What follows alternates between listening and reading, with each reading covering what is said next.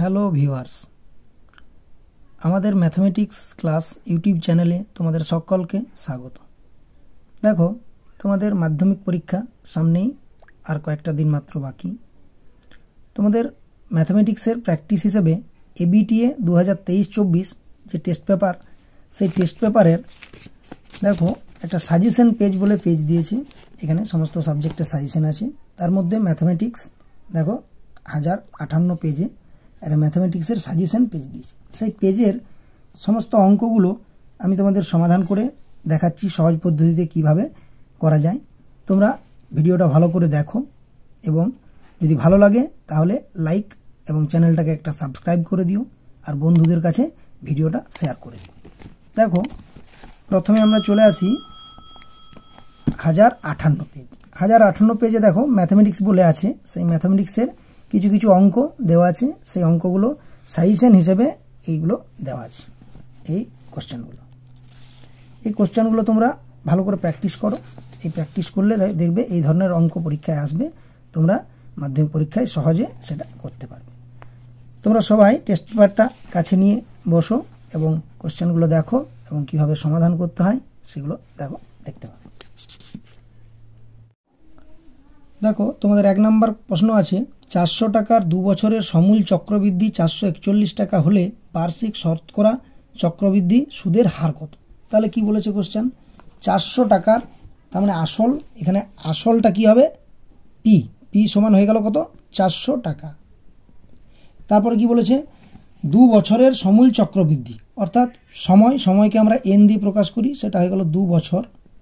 সমূল চক্রবৃদ্ধি যেটা আমার এ থাকে, সূত্র এ, সেটা দিয়েছে 441 টাকা। তাহলে তোমাকে বের করতে হবে কি, শতকরা চক্রবৃদ্ধি সুদের হার, অর্থাৎ আর এর মান যেটা বের করতে হবে। ঠিক আছে, আমরা জানি চক্রবৃদ্ধি সুদের ক্ষেত্রে আমরা কি জানি, এ সমান P into 1 plus R by 100 to the power n, অর্থাৎ এখানে এ এর মানটা দেওয়া আছে 441। তাহলে হয়ে গেল কি, পি সমান 400 ব্র্যাকেটে 1 প্লাস আর এর মানটা আমাকে বের করতে হবে by 100 to the power n, n এর মানটা দেওয়া আছে 2। অর্থাৎ এখান থেকে কি লিখতে পারি আমরা, 1 plus R by 100 to the power 2 সমান এই 400টা নিচে চলে আসবে 441-এর, তাহলে হয়ে যাবে 441 বাই 400। আর এটাকে লেখা যাবে, দেখো 441 মানে 21-এর হোল স্কোয়ার আর 400 মানে 20-এর হোল স্কোয়ার, তাহলে 21 বাই 20-এর হোল স্কোয়ার।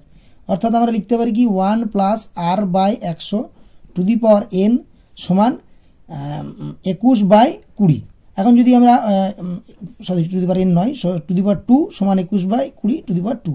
এখন যদি আমরা 2 ক্যান্সেল করে দিই, তাহলে আমরা কি পেয়ে যাব, 1 প্লাস আর বাই 100 সমান 21 বাই 20। এখান থেকে লিখতে পারবো কি, আর বাই 100 সমান হয়ে যাবে কত, 21 বাই 20 মাইনাস 1।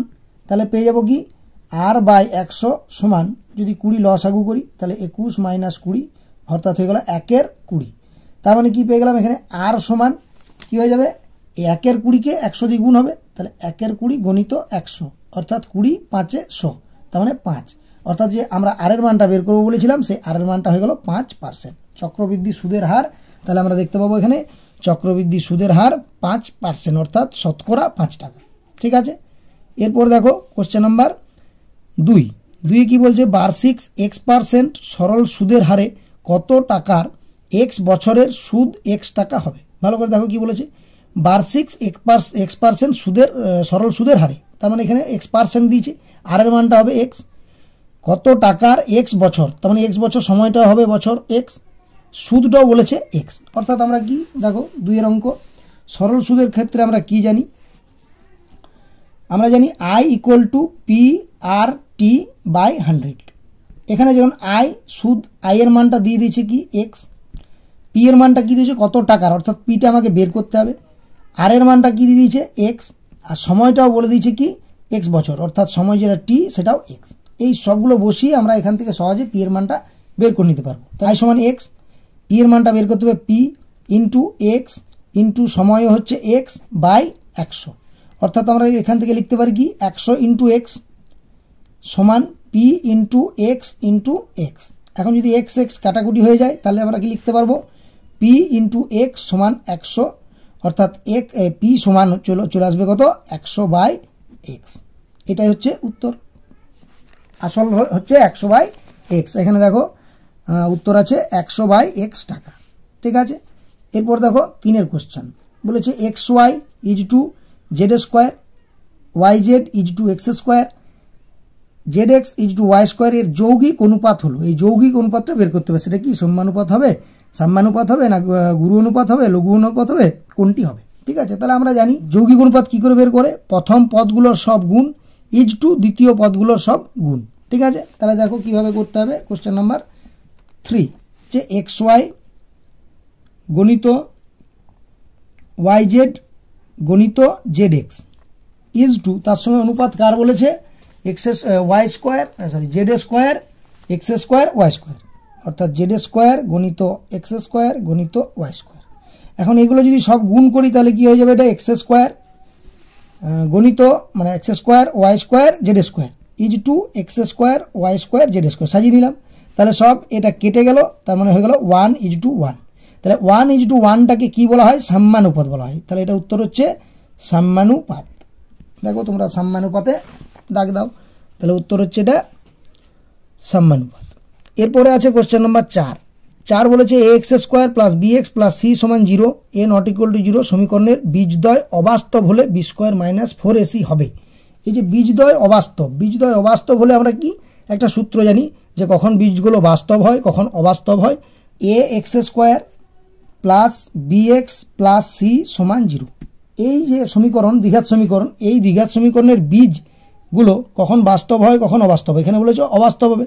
অবাস্তব তখনই হয় যখন B square minus 4ac less 0, অর্থাৎ এটা যদি লেস দেন 0 হয় তাহলে আমরা সূত্রটা পাই অবাস্তব হবে। অর্থাৎ এখানে কি হবে, B square minus 4ac less than 0। দেখো অপশন বি এর অপশনটা আছে। এরপর আছে কোশ্চেন নাম্বার 5।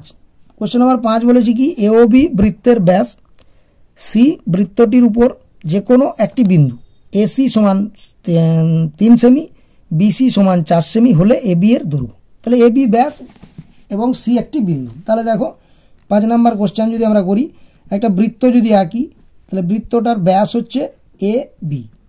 এখানে বৃত্তের মধ্যে একটা সি যে কোনো বিন্দু, এখানে সি নিলাম। এখানে বলেছে এসি আর বিসির মানটা দেওয়া আছে। এসি সমান বলেছে 3 সেমি আর বিসি সমান বলা আছে 4 সেমি। তাহলে আমরা জানি যে বৃত্তের যদি এটা ব্যাস হয় তাহলে এ সি বি কোণ এটা কি হয়, সমকোণ হয়। আমরা জানি অর্ধবৃত্তস্থ কোণ সমকোণ। এটা যদি সমকোণ হয় তাহলে এটা সমকোণী ত্রিভুজ যার অতিভুজ হচ্ছে এবি, আর ভূমি আর লম্ব যে কোনো একটা ধরতে পারি এসি আর বিসি। তাহলে আমরা জানি কি ত্রিভুজ স্কোয়ার সমান লম্ব স্কোয়ার প্লাস ভূমি স্কোয়ার। তাহলে আমরা যদি করি এবি স্কোয়ার সমান লম্ব ভূমি যে কোনো একটা ধরতে পারি, তাহলে AC square plus BC square. তাহলে এখান থেকে পেয়ে যাব এসি স্কোয়ার মানে এখানে 3 স্কোয়ার প্লাস 4 স্কোয়ার। তাহলে কি পেয়ে গেলাম 9 প্লাস 16 ইকুয়াল টু 25। তাহলে আমি এখান থেকে কি পেয়ে যাব, এবি স্কোয়ার যদি 25 হয় তাহলে এবি সমান 5। তাহলে এবির মান হয়ে গেল কত, 5 সেমি। তাহলে আমার এই উত্তর হবে এখানে এবি এর দৈর্ঘ্য 5 সেমি। এরপর কোশ্চেন নাম্বার 6, এবিসি সমকোণী ত্রিভুজের অতিভুজ বিসির উপর এডি লম্ব বিসি সমান 16 সেমি, বিডি সমান 4 সেমি হলে এবির দৈর্ঘ্য কত। দেখো এই কোশ্চেনটা তাহলে কিভাবে করতে হবে।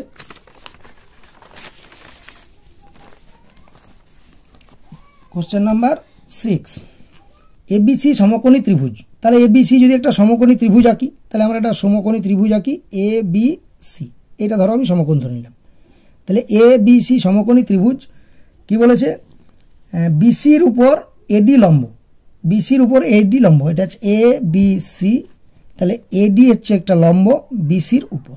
এরপরে কি বলেছে, বিসি সমান 16 সেমি, বিডি সমান 4 সেমি। বিসি পুরোটা বি থেকে সি পর্যন্ত এটা বলা আছে 16 সেমি, আর বি থেকে ডি এটা বলা আছে 4 সেমি।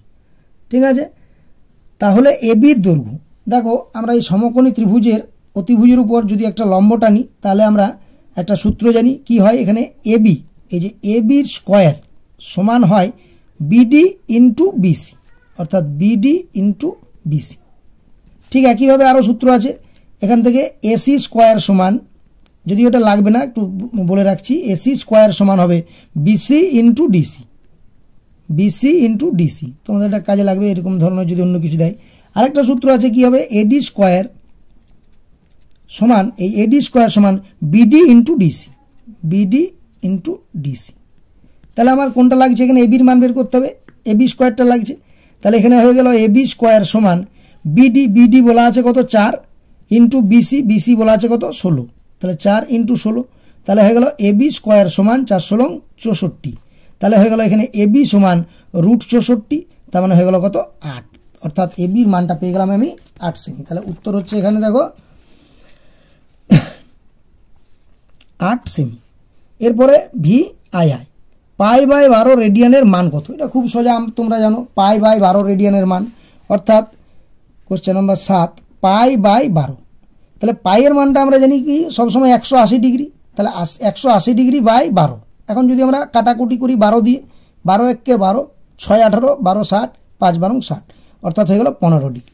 তাহলে 7-এর উত্তরটা খুবই সোজা, 7-এর উত্তরটা হয়ে গেল উত্তর 15 ডিগ্রি, অর্থাৎ অপশন বি। এরপর দেখো আমাদের আছে question number 8।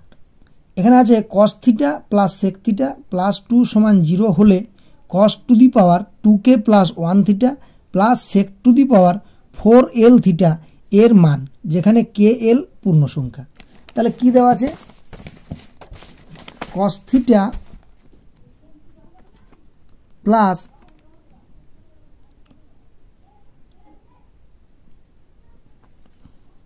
cos θ plus sec θ plus 2 সমান 0।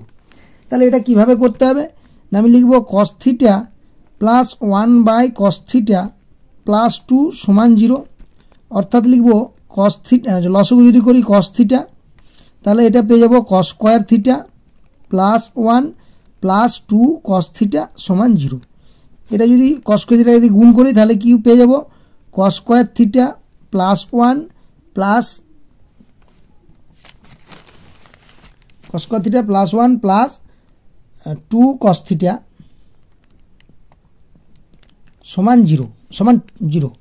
তাহলে এটা লিখব কি cos square θ plus 2 cos θ plus 1 সমান 0, বা লিখব cos θ প্লাস 1 তার হোল স্কয়ার সমান 0। অর্থাৎ এখান থেকে লিখতে পারি cos θ প্লাস 1 সমান 0, তার মানে আমি লিখতে পারি cos θ সমান -1। যদি cos θ সমান -1 হয় তাহলে আমরা জানি sec θ সমান 1/cos θ সমান 1/-1 সমান -1। এরপর আমাকে যেটা বের করতে দিয়েছে সেটা কি না, cos 2k plus 1 θ plus sec 4l θ এর মান বের করতে বলেছে। এটাকে আমি লিখতে পারি cos θ to the power 4k plus 1 plus sec θ to the power 4l। এখন দেখো এই 4k মান, k এর মান যদি 1 2 3 4 করে যাই বসাই না কেন, এই 4k প্লাস 1টা এটা সবসময় হবে বিজোড় সংখ্যা, অর্থাৎ কি -1 টু দি পাওয়ার একটা বিজোড় সংখ্যা, এই যে 4k প্লাস 1। আবার এটা হবে কি -1 টু দি পাওয়ার এই যে 4l, l এর মানটা আমরা যাই বসাই কেন 1 2 3 4 করে, সেখানে কি হবে এটা জোড় সংখ্যা হবে, অর্থাৎ -1 টু দি পাওয়ার বিজোড় সংখ্যা, তার মানে -1 আসবে, আর -1 টু দি পাওয়ার এটা জোড় সংখ্যা মানে এটা +1 আসবে, অর্থাৎ এই -1 + 1 এটা কেটে গিয়ে হয়ে যাবে 0, অর্থাৎ এটার উত্তর হবে 0, অপশন এ। এরপর চলে এসো কোশ্চেন নাম্বার 9। কোশ্চেন নাম্বার 9 কি বলছে, একটি লম্ববৃত্তাকার শঙ্কুর ব্যাসার্ধ r, উচ্চতা h, যেখানে h সমান 2r, শঙ্কুটির আয়তন কত হয়? আয়তন বের করতে হবে। তাহলে লম্ববৃত্তাকার শঙ্কু, ব্যাসার্ধ r, উচ্চতা h দেওয়াই আছে, তাহলে উত্তর হয়ে যাবে কত? আমরা জানি লম্ববৃত্তাকার শঙ্কুর আয়তনের সূত্র হচ্ছে 1/3 πr²h, কিন্তু এখানে বলেছে h সমান 2r, h সমান 2r দেওয়া আছে, তার মানে h এর জায়গায় আমি 2r বসাতে পারবো। তাহলে উত্তরটা হয়ে যাচ্ছে 1/3 πr² ইন্টু h এর জায়গায় বসালাম 2r, তার মানে কি হয়ে গেল, গুণ করলে 2 × 1 = 2/3, এখানে পাই আর হচ্ছে r3, তাহলে 2/3 πr3, যেটা আয়তন হয়ে গেল উত্তর 2/3 πr3। এখানে দেখো অপশন আছে ডি 2/3 πr3। এরপরে কোশ্চেন দেখো, একটি ঘনকের তলগুলির ক্ষেত্রফলের সংখ্যামান ওর ঘনফলের সংখ্যামানের সমান হলে ঘনফল কত হয়? যদি একটা বাহুর দৈর্ঘ্য a হয় তাহলে তার ঘনফল কি হয় এ কিউ, আর তার তলগুলি অর্থাৎ 6টা তল আছে, 6টা তলের একটা তলের ক্ষেত্রফল এ স্কোয়ার হয়, আর 6টা তলের ক্ষেত্রফল হবে 6 স্কোয়ার। এখন প্রশ্ন অনুযায়ী এই দুটো সমান বলে দিয়েছি, এ কিউ সমান 6 স্কোয়ার। এখান থেকে আমরা কি লিখতে পারি, এখানে যদি কাটাকুটি করে এ স্কোয়ার দিই তাহলে এ পড়ে থাকলো, তাহলে হয়ে গেল এ সমান 6। এরপর প্রশ্নে বলেছে ঘনকটির ঘনফল। ঘনফল মানে আমরা ঘনফলের সূত্র এখনই লিখলাম যে ঘনফলের সূত্র এ কিউ। তাহলে এ সমান যদি 6 হয়, এ কিউ সমান 6 এর কিউ। 6 এর কিউ হলে কত হয়, 6 6 36, 6 36 216। তাহলে 216 যদি সেমি বলা থাকে ঘন সেমি, একক বলা থাকলে ঘন একক। কি বলা আছে ঘনকের ঘনফল, তাহলে কত 216 ঘন একক, বি এর অপশন। ঠিক আছে, এরপরে চলে এসো কোশ্চেন নাম্বার 11 এক্সআই। দেখো 11 নম্বর কোশ্চেন কি বলেছে, বলেছে summation I equal to 1 to 5 xi সমান 5, summation I equal to 1 to 5 xi square সমান 14 হয়, তবে summation I equal to 1 to 5 এখানে দেওয়া আছে ব্র্যাকেটে 2xi ইন্টু xi মাইনাস 3 এর মান। ঠিক আছে, দেখো এই কোশ্চেনটা কিভাবে করবে, যেটা তোমার দেওয়া আছে কোশ্চেনের মধ্যে দেওয়া আছে, দেখো summation xi equal to 5, i equal two 1 to 5, আবার দেওয়া আছে কি summation i equal two 1 to 5 xi square equal to দেওয়া আছে 14। তাহলে যেটা বের করতে হবে সেটা কি দেওয়া আছে, summation i equal two 1 to 5 2xi into xi minus 3 এর মান বের করতে। তার মানে কি হয়ে গেল, এখানে summation i equal two 1 to 5, প্রথমে এটা গুণ করে নিই, 2 এখানে গুণ করলে হবে xi স্কোয়ার মাইনাস 2 3 6 xi। এই যে দুটো সামেশন গুণফল বা যোগফল থাকলে সামেশনগুলো আলাদা করে ভেঙে যায়, তাহলে কি হয়ে গেল, এই 2টা বাইরে বেরিয়ে যাবে, 2 into i equal two 1 to 5 xi square minus এখানেও 6টা বাইরে বেরিয়ে যাবে, i equal two 1 to 5 xi।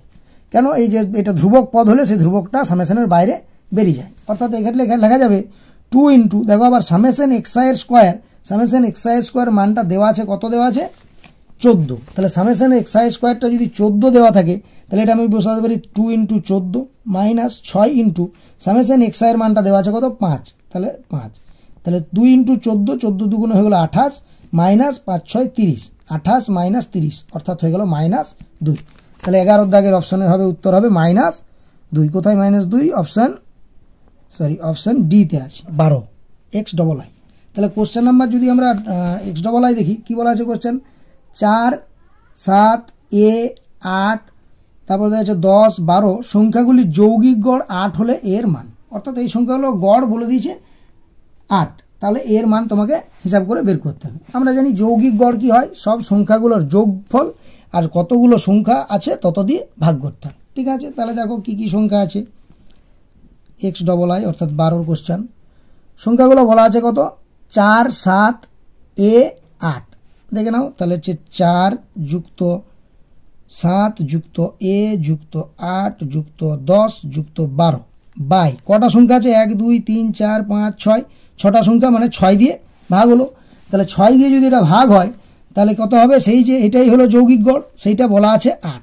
তাহলে কি হয়ে গেল, এখান থেকে লিখতে পারি এগুলো সব যদি যোগ করি, 4 7 11 8 19 10 29 31 41 41 প্লাস a, এইটা সমান সমান হয়ে যাবে, এদিকে গুণ হবে 6 8 48। তার মানে কি পেয়ে গেলাম, 41 প্লাস a, এখান থেকে লিখতে পারবো a সমান 48, এই 41 এদিকে চলে আসবে মাইনাস 41, তাহলে হয়ে গেল a সমান 48 মাইনাস 41 মানে 7, তাহলে a এর মান হয়ে গেল কত 7। উত্তর অপশন হবে বি অর্থাৎ 7। আমাদের 12টা এমসিকিউ কোশ্চেন ছিল, সেই 12টা এমসিকিউ কোশ্চেন সমাধান হয়ে গেল।